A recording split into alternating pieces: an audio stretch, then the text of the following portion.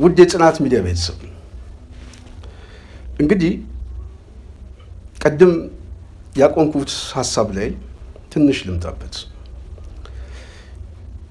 የህወሓትን ፖለቲካ ምረዳበት መንገድና ኦህዴድን የተረዳውበት መንገድ አብይ ወደ ስልጣን በመጣ ሰዓት ምናልባት አንድ ፖለቲከኛና አንድ ጋዜጠኛ ነበሩ አስታውሳለሁ። ትንሽ በተቃውሞ ጎራ ላይ በጠንካራ መሰረት ሲቃወሙ የነበሩት። ከዛ ውጪ አብዛኛው ከአብይ መንፈስ ጋር ይሄ የመደመር መንፈስ በተለይ ይሄ በቃላት የተጫወተበት መንፈስ እሱ ጎርፍ ይዞት የሄደ ሊቅ ነው ያለው እና በዛ ሂደት ውስጥ ያላለፈ ሰው መቼም የለም። ሁላችንም የየራሳችን ድርሻ ስላለን የሆነ 2011 ላይ እኔ እስከማስታውሰው ድረስ ይሄ አገዛዝ ይሄ ሰው ብቻውን ሳይሆን እንደ ቡድን አስተሳሰቡና መዳረሻው ውጤቱ ምን እንደሆነ በእኔ የፖለቲካ መረዳት እኔ እውነቴን ነው የምነግራችሁ። ሙሉ ለሙሉ ተስማምቼ በዚህ ጉዳይ ላይ አምኜ ነው የምነግራችሁ። እነዚህ ሰዎችንማ የሆነ ነገር ማስጣል አለብን የሚል የግል ውሳኔ የወሰንኩበት ጊዜ ነው። ይሄ ጊዜ 2011 ሰው ማንም ሰው አብይን መቃወም አይደለም መቼም ታውቁታላችሁ የነበረው ሁኔታ ማለት ነው። በዚህ ጉዳይ ላይ ሳስብ በዋናነት የመጣልኝ ይሄንን ቡድን ለመታገል ዋነኛ መሳሪያ ያደረኩት ወይም ደግሞ ለማድረግም ተነሳሽነት ውስጥ የገባሁት የግሌ ልናገር ብዬ ነው የአዲስ አበባ ጉዳይ። የአዲስ አበባ ጉዳይ እንዲነሳና የአዲስ አበባ ጉዳይ እንዲጦዝም ምክንያት ለመሆን የተገደድኩበት ምክንያት ይሄ አገዛዝ በውጤት ደረጃ እሱ ጋር ብቻ ሳይሆን በሱ ዙሪያም የተሰባሰቡ ኃይሎች ወይም ደግሞ በዚህ አስተሳሰብ ተቃዋሚ ነን የሚሉ ኃይሎችን ነገ ጠዋት የጋራ ዕጣ ፈንታ ሊበይኑበት ስለሚችል ስለገባኝ ምን ማለት ነው የሚለው በደንብ እመጣበታለሁ። ስለዚህ እኔ የተመለከትኩት ውጤቱን ነው፣ ሂደቱን አይደለም። አብዛኛው ሊቃን ብዙ ጊዜ አሁንም ዲስኮርሶችን የምሰማው አብይን በሂደቱ ማየት ይፈልጋሉ። አምባገነን ነው፣ ስልጣኑን በጣም ነው የሚወደው ምናምን። ይሄ በትክክል ውጤቱን ግን ማየት የሚፈልግ ሊቅ እስካሁን አልገጠመኝም። በዚህ ደረጃ እኔ በድፍረት ነው የምናገረው። ስለዚህ ውጤቱን ለመበየን ይሄንን ሰው ማወቅ የበለጠ ይጠቅማል ብዬ አስባለሁ። ይሄንን የምናገረው የጽናት ሚዲያ ቤተሰብ እንድትይዙልኝ የምፈልገው እኔ አሁን በምናገረው ሂደት ላይ በውጤት ደረጃ ሆኖ ካገኘ ነው ውጤቱን የሚቀበሉ ሰዎች ፕሮጀክት ነው። ውጤቱን ግን እስካሁንም በጥርጣሬና እድል እንስጠው በሚል እስካሁንም ያልተማረ ልሂቃን እኔ ነገ ጠዋት እኔ በምን ሁኔታ ላይ እነዚህን ሰዎች ልንፋረድ እንደምንችል አይገባኝ። ምክንያቱም ሁሉም ሰው አገሩን አይጠላም።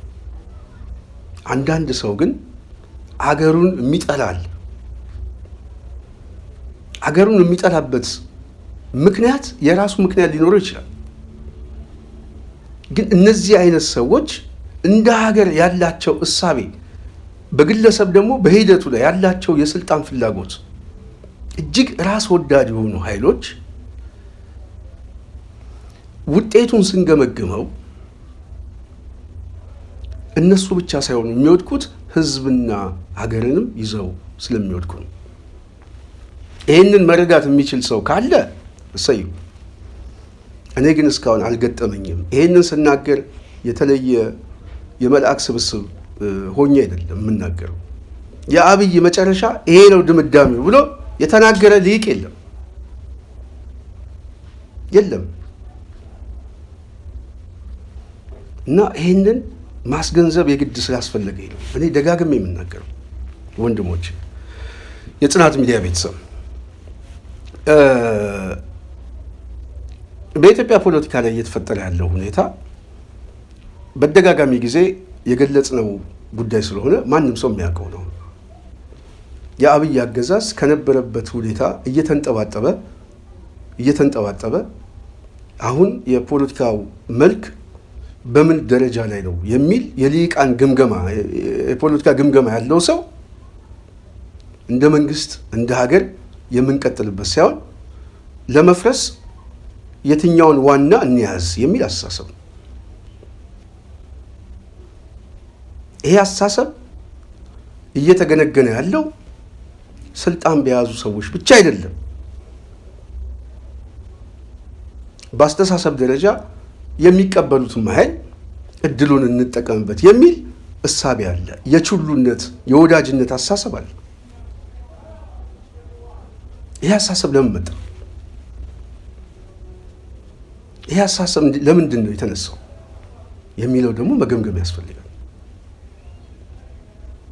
ባለፉት 7 ዓመታት አብይን ምን አይነት አስተዳደር እንደሆነ ኦህዴድ ምን አይነት ሞቲቭ እንዳለው እኔ ምናልባት የታሪኩ አካል በመሆኔ ደስ ይለኛል። ግን በዛ ደረጃ ደግሞ የተረዳውበት መንገድ ቅድም እንዳልኳችሁ 2011 ላይ ይሄን ስርዓት ጠንቅቄ ስረዳው ውጤቱን ነው የተረዳሁት። እንደ መጽሐፍ ነው፣ እውነቴን ነው የምናገረው። አንድ ሰው አንድ መጽሐፍ አንብቦ ሸምድዶ እንደሚይዘው የኦህዴድን ፖለቲካና የዚህን ሰውዬ አስተሳሰብ በአንድ ቢሮ ውስጥ ነው አንብቤ የጨረስኩት። ምንድን ነው እሱ? እንደምታውቁት የአዲስ አበባ ጉዳይ እንቅስቃሴ ውስጥ ለመግባት የመጀመሪያ የዚህ ባላደራ ስብሰባ በተለይ ካሳንቺስ አካባቢ የነበረው ባልደራስ የመሰብሰቢያ አዳራሽ ውስጥ መጀመሪያ የጠየቅነው እኔ የጠየቅኩት የመብራት ኃይል እኔ ነኝ የማዘጋጀው ሂደቱን አጠቃላይ መብራት ኃይል አዳራሽ ጠይቄ ከአዲስ አበባ ከተማ አስተዳደር የሚመጣ ደብዳቤ አለ፣ እሱ ሳይመጣ ማከራየት አንችልም አሉ። ያንን ደብዳቤ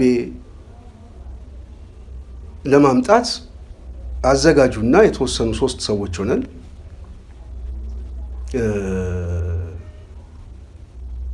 ወደ አዲስ አበባ ከተማ አስተዳደር ሄድኩኝ። ኤልያስ ገብሩም አለ ከአንድ ላይ ነን። ጋዜጠኛ ኤልያስ ገብሩ ብዙዎቻችሁ ታውቁታላችሁ። እና ጉዳዩን ጠይቀን የጠየቅነውን ጥያቄ በማመልከቻ የጠየቅነውን ጥያቄ በንጋታው መልስ እንደሚሰጠን ተነገረና በዛን ሰዓት የለውጥ ወሬ ስለነበረ ይሄ የለውጥ ወሬ ምናምን የሚለው ገና እየተፈተሸ ስለሆነ መፈተሽም ስላለበት ይሄን ነገር እንዳይደበዝዝም በአንድ በኩል ተጨነቁ፣ በሌላ በኩል የሁኔታው አሳሳቢነት እጅግ አስጨነቃቸው። ያስጨነቃቸው በተለይ አስታውሳለሁ የግንቦት 7 ካስታወሳችሁ አመራሮች ወደ አዲስ አበባ በገቡበት ሰዓት አዲስ አበባ ስቴዲየም ላይ የነበረውን ዝግጅት ታውቁታላችሁ። የአዲስ አበባ ሕዝብ እንዴት ወጥቶ እንደተቀበላቸው። ስለዚህ አዲስ አበባ ላይ የምናነሳቸው ፖለቲካዊ ጥያቄዎች በሙሉ ምን አይነት ከባድ ሊሆን እንደሚችል ገብቷቸዋል። ስለዚህ ምንድን ነው ያሉን? እኔ በንጋታው መተን የተናገሩትን ነው ቃል በቃል የምነግራችሁ። የአባገዳ የተለያዩ ሰዎች ጭምር ተሰብስቦ የአዲስ አበባ ከንቲባ ጊዜያዊ ከንቲባ ታከለ ኡማ ከጠቅላይ ሚኒስትሩ ጋር በደረገ ጉባኤ በእናንተ ጉዳይ እጅግ በጣም መንግስትን ያስጨነቀ ጉዳይ ነው። እጅግ በጣም ይሄ ጉዳይ ሊያጠፋችሁ ይችላል። ከዚህ በፊት ደጋግሜ ተናግሬያለሁ። የጽናት ሚዲያ ቤተሰብ እንደው የመጀመሪያ ጊዜ ይህንን ሀሳብ እንደገለጽኩ አስታውሳለሁ። ይህን ጉዳይ የማተውት ከሆነ ሊያጠፋችሁ ይችላል፣ ከባድ ጉዳይ ነው የሚል መልስ ነው የሰጠን። ስሙም ጠፋብኝ። የከተማ አስተዳደሩ የከንቲባ ጽህፈት ቤት ኃላፊ ነው። ምናልባት ጋዜጠኛ ኤልያስ ገብሩ አሁን ድምፁ የጠፋበት ምክንያት ባይገባኝም ግን ሂደቱን ያውቀዋል። ከዛ ጊዜ ጀምሮ ኦህዴድን የማይበት መንገድ ሙሉ ለሙሉ የተለወጠበት ምዕራፍ ነው ለኔ። እኔ ደግሞ ይህንን ቡድን በተረዳውበት የፖለቲካ ግምገማ እስከ መጨረሻው ድረስ በአክቲቪዝሙም በፖለቲካ ድርጅትም የተለያየ እንቅስቃሴ በምናደርጋቸው ትግል ይህንን ቡድን ለማጋለጥ የሄድንበት መንገድ ስለገባቸው እነሱም የፈጸሙት የበቀል ብትር ምን እንደሆነ ቢገባኝም ማንም ሰው የሚያውቀው ቢሆንም ማለት ነው፣ ግን አድምተን እንዳደማ ነው ይህንን ቡድን ግልጽ ነው ያደማ ነው። ማንነቱን ቢያንስ የለበሰውን ጃኬት በአጭር ጊዜ እያወለቀ እንዲመጣና ከሸሚዙ ውስጥ ያለው ጃፖኒ ምን አይነት እንደሆነ፣ መልኩ ምን እንደሆነ፣ ከለሩ ምን እንደሆነ፣ ሎጎ ምን እንደሆነ ያጋለጥንበት ሂደት ስለሆነ እጅግ በጣም ኩራት ይሰማኛል። ስለዚህ የአዲስ አበባ ትግል ኦህዴድንና አብይን የበየንኩበት ትግል ነው። የበየንኩበት ሳይሆን ውጤቱን ያየሁበት ነው። ይህንን ውጤት በማየቴ ይህንን ውጤት ለማስቀረት የሄድንበት በተወሰነ መልኩ ከተማውን ከነሱ እጅ ማስጣል ባንችልም የተሰራው የማንቃት ስራ ግን ቀላል አልነበረም። ይሄ የማንቃት ስራ ቢያንስ ህዝቡ በኮቴሽን እንዲጠይቅ እየተሳደብን እንዲጠይቅን አድርገናል። የሚሳደበው አብዛኛው ዛሬ ብልጽግናን የሚቃወም የሚታገል ሊቅ እንደሆነ ያው በአደባባይ የምናውቀው ነው። በአብዛኛው ነው የምናውቀው። አድምተው የሚሳደብ አድምተው ደግሞ የያዙን ደግሞ የኦህዴድ የመንጋ ሰራዊቶች ነበሩ። ለምን ስስ ብልታቸውን የማይንቀሳቀሱበትን ልጓም ይዘነዋል። በዛ ምክንያት የነበረው እኛ ጋም ሲፈጸምብን የነበረው አታክ ማሰር ብቻ የለም እስከ መግደል የሄዱበት መንገድ ዛሬ ፕሮግራም ይበቃል። ያንን ጊዜ ካሳለፍን ጊዜ ጀምሮ እኔ በግሌ ነው የምነግራችሁ ኦህዴድን ጠንቅቄ እንዳውቀው አድርጎኛል። ሳቀው የለበሰውን ኮታ የለም ያወቅኩት ከኮቱ ውጪ ያለው ጃፖኒውን ያየሁት፣ ሎጎውን ያየሁት። ስለዚህ በዛ ደረጃ ኦህዴድን ብያኔ የፖለቲካ ብያኔ ነው ለኔ እንትን ያልኩት የሰጠሁት። ይህንን የማነሳው ለምን መሰላችሁ? የጽናት ሚዲያ ቤተሰብ ኦህዴድ ስልታዊ በሆነ መልኩ ስልጣኑን ለማስረዘም የሄደበት መንገድ እየተጋለጠ ሲመጣ በምርጫ ጊዜ ላይ የበየነው የምታስታውሱት ነው የኮንስፓይረሲ ስራ ሰርቶ ምርጫውን ማጭበርበር ነው። ምክንያቱም በዛን ሰዓት ትልቁ ተገዳዳሪ የነበረው የውስጥ ተቃዋሚ አይደለም። የውስጥ ተቃዋሚው ተደማሪ ሆኗል፣ ተሸንፏል። ቀድሞ ነው የተሸነፈው። አብይ ግዛም ብሎ ተሸንፏል፣ ድምፅ ሰጥቶታል።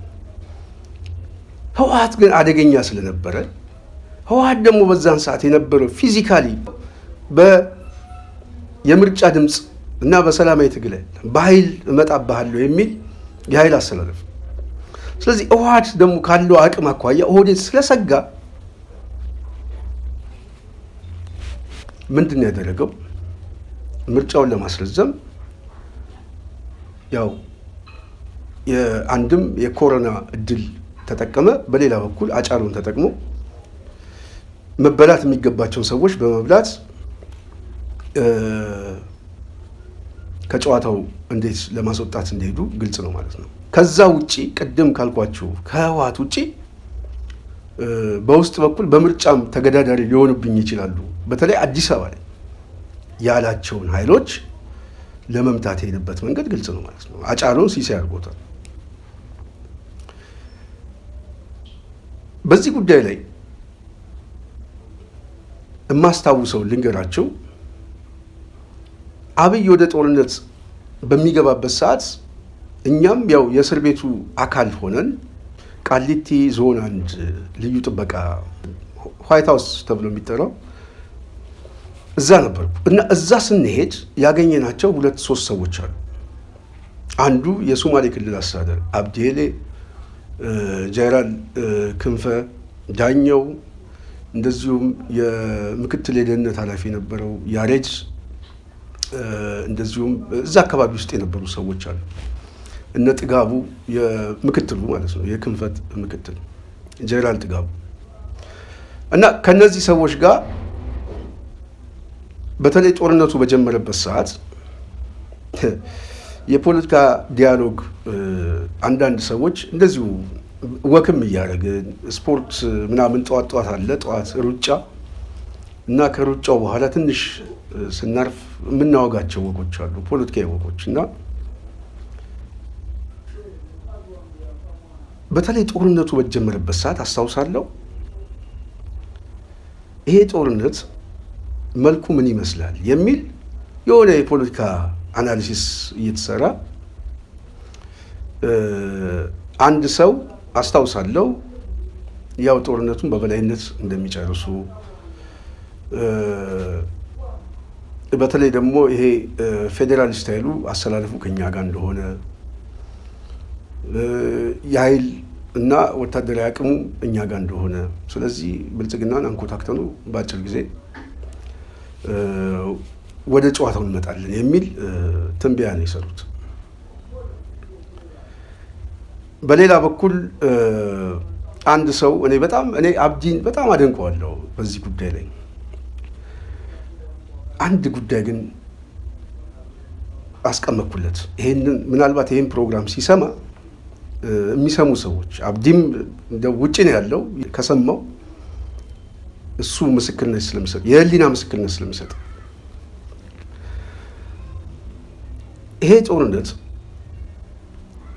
ሂደቱ ከህወሓት ጋር ብቻ አይደለም። የጦርነቱ ሂደት ከትግራይ ህዝብም ጋር ነው የሚሆነው። ልብ በሉ ወገኖቼ፣ ይሄ ሂደት ከትግራይ ህዝብ ጋር የሚሆነው በዋናነት ቂመኝነት የሆነ አስተሳሰብ፣ ሁለት ለስልጣናችን ለተራዘመ ስልጣንም አደጋ ነው ብለው የሚገመገም ኃይል ስለሆነ ህወሓትም ከትግራይ ህዝብ ጋር አታችመንት አለው የሚል አመለካከት ስላለ እንደ ህዝብ ነው ማጥቃት የሚፈልገው። ይሄ ቂመኝነት አሳሰብ ሂሳብ ማወራረድ ያለበት የሚል አመለካከት ነው። የውጭ ኃይሎችም የመግባት እድላቸው ሰፊ ነው። ይሄ አንተ ፌዴራሊስት ካምፑ ከኛ ጋር ነው ምናምን የምትለው እሱ አድርባይን ሊቅ ነው የተሰበሰበው። ስለዚህ ከአሸናፊው ጋር ተሰልፎ ሊመጣብህ ይችላል፣ ፊቱን ሊያዞርብህ ይችላል። እንደውም የጦርነቱ መልክ በትግራይ ብቻ ሳይሆን ቀጣይ አማራ ክልል ላይ ይሆናል። ይሄ ጦርነት ሰሜናዊ ጦርነት ሆኖ ይመጣል ብዬ እኔ ቃል ለሰማይ ነው የተናገርኩት። ይሄንን ስናገር ይሄንን በመናገሬ እንደ ማስረጃ ቆጥሬ ልመጣ አይደለም ወደ እናንተ የፈለግኩት።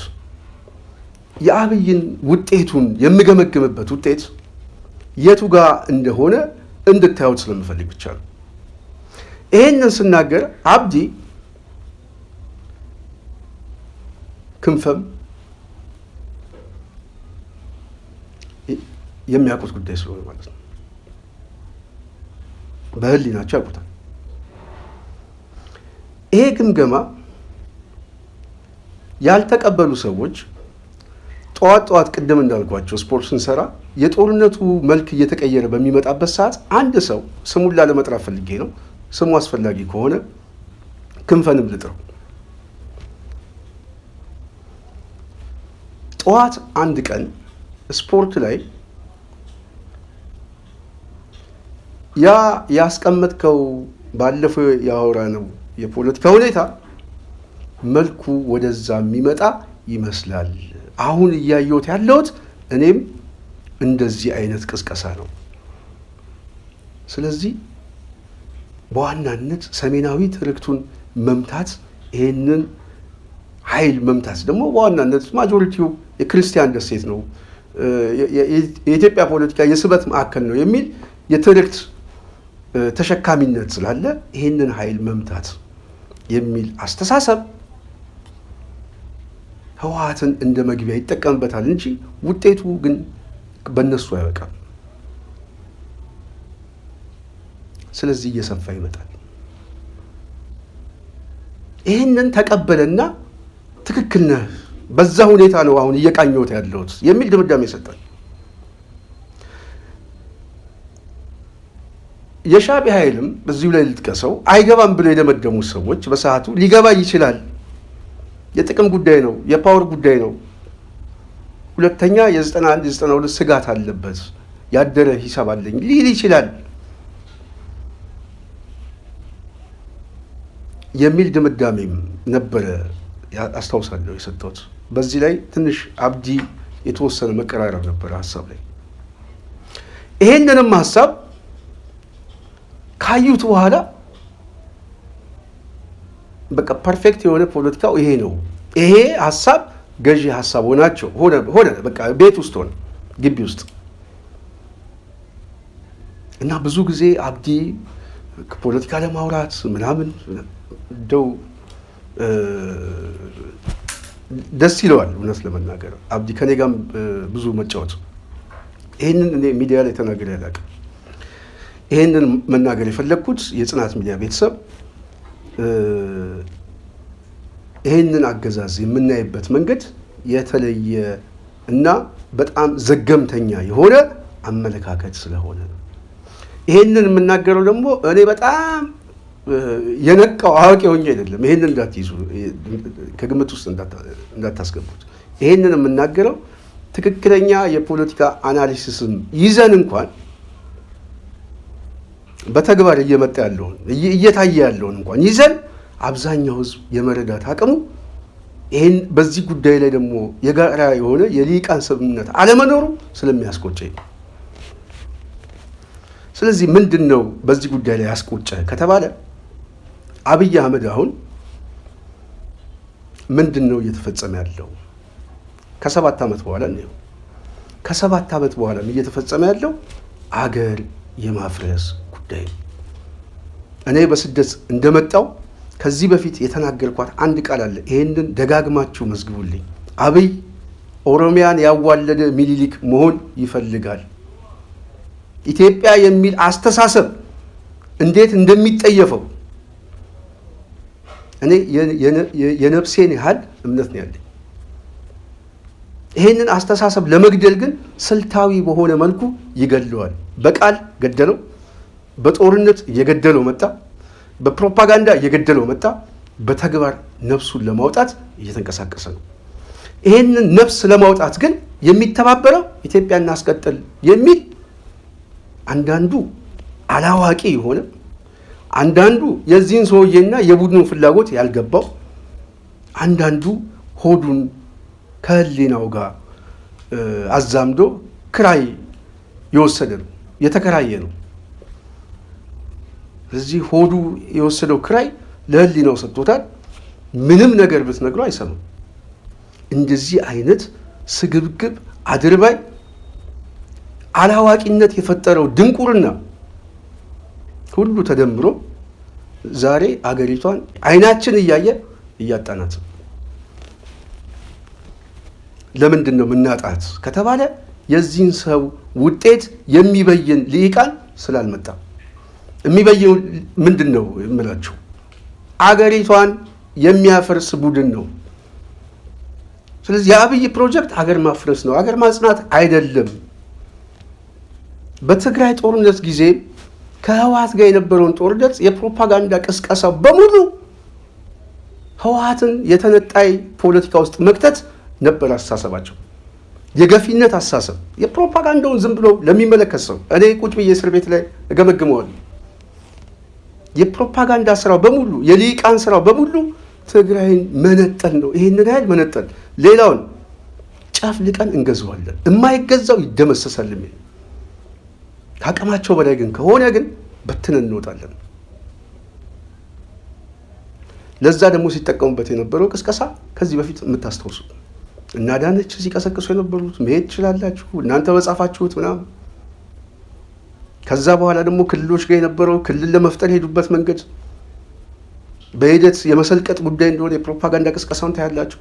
እነሱ ክልል ለመፍጠር የሄዱበት መንገድ አዲስ አበባን ግን የአስተዳደር ጥያቄ የምንጠይቀውን ግን እንዴት እንዳሰቃዩን እንዴት በህይወትና በነፍሳችን እንደመጡ ስትገመገሙት ዓላማቸው ይገባቸዋል፣ የሚገመግም ሰው ስላለ።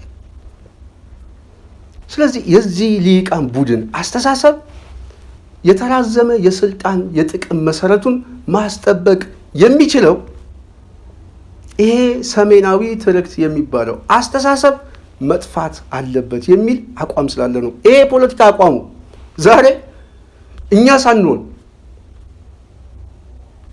የሚገባቸው ሰው ገብቷቸው አደባባይ ላይ መጡ። ሁሉም ሰው እየገባው ነው። በተለይ የፖለቲካ ልሂቃን ውስጥ ያለ ሰው እየገባው ነው። ሰሜናዊ ትርክት እንደሆነ አደባባይ ላይ መጥቷል። ወዳጅ ሆኖ አብረን ውጊያ ላይ ተሰልፈን አብረን ሰው እንግደል ብለ የተስማማ ኃይል እንኳን ዛሬ መሳሪያ ለማማዘዝ እየተፈላለገ ነው። እኔ ልትውጠኝ እንደፈለክ ገብቶኛል ተባብለው የጊዜ ጉዳይ ነው፣ እየተጠባበቁ ነው። የሻዕቢያው መሪ የሰጠውን ሐሳብ እና ብያኔ የአብይ ፍላጎትና የቡድኑ ፍላጎት ምን እንደሆነ ተቀመጠ። እኛ ይሄንን ስንናገር ግን ጦርነቱ የጀመረ ጊዜ እኔ ኢሳያስ ዘመዴ ነው ቤተሰቤ ነው ለሚለው ሰው እንኳን ምስክርነት ሰጥተናል። እኔ አይቆጨኝም ይሄንን የምናገረው የፕሮፓጋንዳ ጉዳይ አይደለም፣ ውሸትም አይደለም፣ የተናገርኩ ስለሆነ ማለት ነው። በህይወት ያሉ ሰዎች አሉ፣ ምስክር አሉ። ይሄ ብያኔ ዛሬ ተንከባለው እየመጣ ነው። ይሄ በልሂቃን ውስጥ በተወሰነ መልኩ ብልጭ የሚል ነገሮች እየተፈጠረ ነው። ስለዚህ ይሄ አስተሳሰብ በራሱ እያሰባሰበ የሚመጣ ትርክት እየሆነ ነው። ይሄ አስተሳሰብ ከአንድ ቦታ ወደ አንድ ቦታ ጦርነትን በማገላበጥ አብይ የፈጸመው ውድመት የሚታይ ነው። ሚሊየንስ ዛሬ ረግፏል። አማራ ክልል ገባ። ከዛ በኋላ ከትግራይ ክልል በኋላ 2 ዓመት 3 ዓመት የምታዩት ንጹሃኑን ፈጀ። ሕፃን አልቀረው፣ አዋቂ አልቀረው፣ ባየርም በምድርም። ኦሮሚያ ክልል ያለውን ሰራዊት በሙሉ ሚሊሻ አስገብቶ ህዝቡን ለመጨፍጨፍ የሕፃን ልጅ ጡት እስከ መቁረጥ ድረስ የሄደበት ጭካኔ ስታዩት እንድምታው ይሄ ነው። ይሄ ፍላጎት የቂመኝነትና ይጠፋሉ የሚል አስተሳሰብ ነው። የበቀል አስተሳሰብ ነው። በቀል የመወጣጣት አስተሳሰብ ነው። በዚህ አስተሳሰብ ላይ ህወሓት ከዚህ በፊት ስልጣን በነበረበት ሰዓት ላይ ህወሓትን የምንቃወመው የነበረው የፖለቲካ ትርክት ይዘን ነው፣ ህገ መንግስቱ መቀየር አለበት ምናምን የሚል። ከዛ ውጪ የዲሞክራሲ ጥያቄ ነው የሚነሳው፣ የመድበለ ፓርቲ ስርዓት ነው የሚነሳው። የሰላም ጉዳይ ብለን እንደ ስጋት የምናየው አይደለም። አማራ ይፈናቀላል፣ የሚፈናቀለው ግን እየሞት አይደለም። ፖለቲካዊ ትርክት፣ የፖለቲካ አጀንዳ በደብዳቤ ነው። አማሮች ሲፈናቀሉ ከደቡብ ክልል ጉራ ፈርዳ ላይ ሽፈራው ሽጉጤ ደብዳቤ ጽፎ ነው አማራን ያፈናቀለው። ገጀራ ይዞ አልነበረም። አብይ ግን ገጀራ ይዞ ነው አማራን ሲያፈናቅል የነበረው፣ እየጨፈጨፈ እየገደለ። በምን ባስታጠቀው ሚኒሻ። ይሄ ሚኒሻ የአብይ ሚኒሻ እንደሆነ ግልጽ ነው። ዲፋክቶ ነበር የተፈጠረው አብይ ስልጣን ላይ በመጣበት ሰዓት። ማዕከላዊ መንግስቱ እንኳን ቢፈርስ በተወሰነ መልኩ ራሱን ሊያንቀሳቀስ የሚችል የህቡ አደረጃጀት ፈጥሮ የራሱ የሆነ መከላከያ ነበር የፈጠረው። የመንግስትን በጀት በሙሉ የመንግስትን መሳሪያ ከውጭም እያስመጣ በመንግስት ይሄንን አይል በማስታጠቅ ነው ጊዜውን የፈጀው። ስለዚህ 2 መንግስት 3 መንግስት አለ ሲሉ የነበሩ ሰዎች ከዚህ በፊት ያሉትም ልሂቃን በትክክል አድርገውታል። ስለዚህ ጥያቄው አብይ ላይ የተንጠለጠለ ጥያቄ አድርገው ብቻ ማየት ትክክል አይደለም። አብይ ላይ ብቻ አይደለም፣ ቡድኑ ራሱ በዚህ አስተሳሰብ የሚፈረጅ ነው። በዚህ አስተሳሰብ ብቻ አይደለም፣ ተቃዋሚ የምንለውም ራሱ የዚህ አስተሳሰብ ደጋፊ ነው። እንዴት ለሚለው ትንሽ ልብጣላችሁ። ሰሞኑን ትላንት የወጣ ደብዳቤ አለ። ኦነግና ኦፌኮ ከዚህ በፊት የህገ መንግስቱ ጠበቃ ነው፣ ነገ የሚናገረው የሚታወቅ ነው። በተለይ አንቀጽ 39 ከዚህ በኋላ ያስፈልገናል ብሎ በመግለጫ ነው የሰጡት። ይሄ ግልጽ ነው። እስካሁን አማራ ክልል ላይ ለተፈጸመው ጦርነት እልቂት አንድም መግለጫ ተሰጥቶ ይሄ ጦርነት ያሳስበናል፣ የነገ እጣ ፈንታችን ላይ አደጋ ነው ብለው መግለጫ አልሰጠም። በየቀኑ ለሚሞተው ሰው አንድም ገምግሙት እንዴት የመንፈስ መናበብ እንዳለ። ኦፌኮ እና ኦነግ ምንድነው የሰጡት? መግለጫ ሰጡ። ይሄ መግለጫቸው ምንድነው? ደብዳቤ ጻፉ። ይሄ ደብዳቤው እንድምታው ከኦሮሚያ ክልላዊ መንግስት ጋር በኦሮሚያ ጉዳይና በኢትዮጵያ ጉዳይ ላይ እንነጋገር። ከዚህ ጀምሮ ለማስረዳት የምሞክረው ከዚህ ነጥብ እየተነሳው ነው። ይሄ ጉዳይ ለምን መጣ? ደብዳቤውስ ማን የጻፈው? በነማን ተጽፎ እንዲገባ ተደረገ? ትንሽ ሚዲያ ላይ ሲናገሩ አንዳንድ ሰዎች እንደው ያነሱታል ብዬ አስቤ ነበር። አላነሱትም። ደብዳቤው እንዲጻፍ የተፈለገው በብልጽግና ነው። ይህንን አስረግጬ ነው የምነግርህ። እያንዳንድ ብልጽግና ለምን ጻፈው ለሚለው እመጣበታለሁ። ግን ከዚህ በፊት ኤሊሌ ሆቴል ላይ የተደረገ ምክክር ነበረ። የፖለቲካ ፕሮፓጋንዳ ግን ተበልጠውበታል። ስለዚህ ያ ጉዳይ አሁን ተመልሶ እንዳይመጣ የተፈለገው ብልጽግና እንዳይመጣ የፈለገው ራሱ ላይ ፖለቲካው በተለይ ደግሞ የውስጥ ኃይሉ ጥያቄ ስለሚጠይቅ ነው። እንዴት በዚህ ሰዓት ላይ የሚል ጥያቄ አለ። ከኛ ጋር ክልሉ ቀውስ ውስጥ የገባባቸው ተደማሪዎች አሉ፣ ኮት የያዙ አሉ፣ እነ ተመስገን ምናምን እዚያ የአባገዳ ልጆች አሉ። ስለዚህ በተወሰነ መልኩ ለነሱ ይሄንን ጨዋታ በርላ ለመክፈት የተፈለገበት ሁኔታ ነው እንጂ በቀጥታ ከአብይ የተላከ እንነጋገር፣ እንስማማ የሚል መልእክት ነው።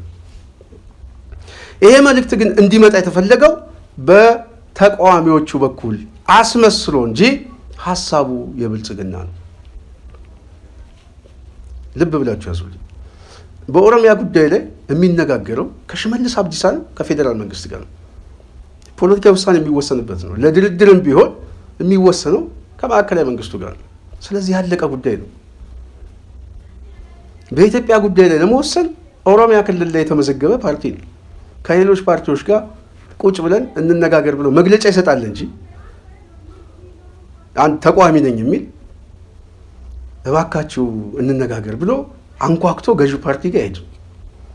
ግን ይሄንን ተገዶ እንዲቀበል የተፈለገው ለምንድን ነው ለሚለው ለምናገረው ጉዳይ መልስ እንዲሰጣችሁ ነው። ሁለተኛ ከዚሁ ጋር ላይ ያይዤ ወደ እናንተ ሀሳብ ላምጣው ብዬ ነው። ሁለተኛው ቅድም እንዳነሷችሁ የኢትዮጵያ እስልምና ጠቅላይ ምክር ቤት ፕሬዚደንት ሀጂ ኢብራሂም ቱፋ ታወቃሉ። መንግስታችን የለውጡ መንግስታችን ምናምን እያሉ ነው ያው ዲስኮርስ የሚሰጡት። ለሳቸው ለውጥ ነው ይታወቃል። ወዴዳዊ አስተሳሰብ እንደሆነ ምንም ግልጽ ነው። የፖለቲካ አስተሳሰብ አለ።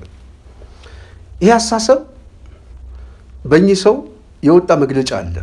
መግለጫው በዋናነት ከግዕዝ ጋር በተያያዘ ነው። ይሄ ጥያቄ በጣም ደርቆ ነበረ። የተወሰነ ትንሽ ሶሻል ሚዲያ ላይ ጮኸ፣ ከዛን ዝም ብሎ ነበር። እንደ አዲስ በመግለጫ መጡት። በመግለጫ እንደ አዲስ ሲያመጡት ምን እንድምታ ተያዘ? የትምህርት ሚኒስቴሩ የብልጽግና ተደማሪና የካቢኔው አባል እሱን በማስታከክ እኚህ ሰው እንደ አጼ ስርዓት እያሰቡ ነው የሚል አመለካከት መጣ። እንደ አጼ ልብ ብላችሁ ያዙልን። የመጣው ደግሞ ግዕዛዊ ጉዳይ ነው። እሱ ከሃይማኖታዊ ጉዳይ ጋር ተያይዟል። የግዕዝ ጉዳይ እንድምታው ምንድን ነው የሚለው እየፈተሻችሁ እንድትመጡ ብዬ ነው። በሶስተኛ ደረጃ አብይ አህመድ ሰሞኑን የት እንደነበረ አብዛኛው ሰው መቼም ግንዛቤ ያለው ይመስለኛል። ሶሻል ሚዲያ ላይ ምናምን የሚከታተል ሰው ምክር ቤት ላይ ባለፈው ድሬዳዋ የኛ ነው የኦሮሞ ነው ብሎ የሶማሌን ጋር ኦሮሞን ለማፋጀትም የሄደበት መንገድ በተወሰነ መልኩ ተቃዋሚው ደግፈው ይህንን ሲያራግብ ነበር። እንደውም ያንሰናል ጅጅጋም የኛ ነው ብሎ ማለት ነው። ኦኤምኤን ምናምን የምታዩት ነው እንዴት መግለጫ ሲሰጥ የነበረው። ይህ አስተሳሰብ ወዴት እየመጣ ነው? ኬሚሴ ላይ ነው የመጣው። ኬሚሴ ላይ መጥቶ አብይ ምንድን ነው የሚጠይቀው? ምን ጠየቀ? ባለፈው ፕሮግራም ላይ ትንሽ ሀሳብ እንደው ተመልከቱት ብዬ ሀሳብ ትንሽ ተናግሬ ነበር። ምንድን ያለው? ናፈቃችሁኝ። ልብ ብላችኋል? ከልጅነቴ ጀምሮ ናፍቃችሁኛል። ስለ እናንተ አስባለሁ፣ እጨነቃለሁ። ኬሚሴ በምን አይነት ሁኔታ ውስጥ እንዳላችሁ እናውቃለን። እንዴት ተጨፍልቃችሁ እንደሆነ እናውቃለን። እና ልጅ እያለሁ ነበር የማስበው፣ ወደዚህ መምጣት ነበር የምጓጓው። እና እንዴት ነው አስቡበት እንጂ አሁን እኮ ባንኩም ጠበንጃውም እኛ ጋር ነው። ስለዚህ እንታጠቅ፣ ላስታጥቃችሁ፣ ብያኔ ስጡበት እያለ ነው፣ እየቀሰቀሰ ነው። ይሄ በአደባባይ የሚነገረው ነው። በር ዘግቶ ደግሞ የሚናገረውን አስቡት። ይሄ አደባባይ ላይ በሚዲያ የተናገረው ነው። ሶስተኛ ፕሮጀክት። አራተኛው ፕሮጀክት የወደብ ትርክት የሚፈጥራቸው ትርክቶች ናቸው እና ይህንን ወደ ጦርነት ሊሄድበት የሚፈልጋቸው እንድምታዎች። እነዚህ አራት ጉዳዮች ወሳኝ ጉዳዮች ናቸው። አምስተኛ ብሔረሰባዊ የሆነ ግጭቶችን ለመፍጠር ለምሳሌ አሁን ሶማሌ ክልል ላይ እንደተነሳ ሁሉ በአማራ ክልል ላይም የተለያዩ ኃይሎችን በማደራጀት የፖለቲካ ሞቲቭ ያላቸውን ኃይሎች እውቅና በመስጠት ደስ ሲለው በፖለቲካ ፓርቲ ውስጥ ደስ ሲለው በግጭት ውስጥ ራሱ ሚኒሻ እየቀጠለ እንዴት ለማጋጨት አንዱን ከአንዱ የሚሄድበት መንገድ ነው። እነዚህ 5 መሰረታዊ ጉዳዮች ናቸው። እነዚህን የማነሳላችሁ ለምንድን ነው? እነዚህ የሀገሪቱን ስርዓተ መሰረቱን የሚንድ ፕሮጀክት ስለሆነ። ስለዚህ እነዚህ ፕሮጀክቶች አብይ ዋና ሜጋ ፕሮጀክት ናቸው። ለአብይ ብቻ አይደለም፣ ለኦህዴድ ነው የምላችሁ። ለኦህዴድም ብቻ አይደለም፣ ለተቃዋሚውም ኃይል። ስለዚህ ይህንን ኃይል ለማሳካት የሚጠበቀው ታይሚንግ ነው። ሰዓቱ ነው እየተጠበቀ ያለው። ይሄ ሰዓት ምንድን ነው እየተፈጠረባቸው ያለው? በመግቢያ ቅድም እንዳልኩት ሰሜናዊ የሚል ትርክት እያደገ መጣ። ይሄ የጦረኝነት አሳሰብ አገዛዙ በየቦታው እየፈጠረ የመጣው ግጭት እና ቀውስ፣ ግድያ፣ የማይፈላለጉ ኃይሎች እንኳን ተፈላልገው ህልውናችን በጋራ ማስጠበቅ አለብን የሚል አስተሳሰብ መጣ።